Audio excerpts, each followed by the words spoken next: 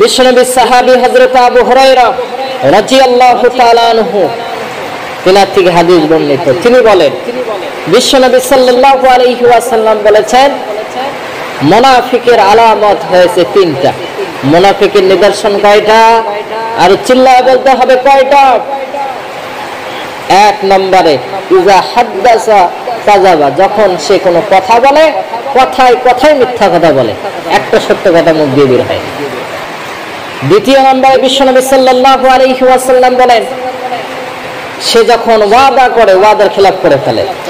তৃতীয় নম্বরে, যখন তার কাছে কোনো আমানত রাখা হয়, আমানত খেয়ানত করে দেয়। আচ্ছা বলেন তো, বাংলাদেশের শেখ হাসিনার পিছনে এই তিনটা নিদর্শন আছে না নাই? আর চিল্লায় বলতে হবে আছে না নাই? জেনে রাখো, শেখ হাসিনা, আমি বলছি, একদিন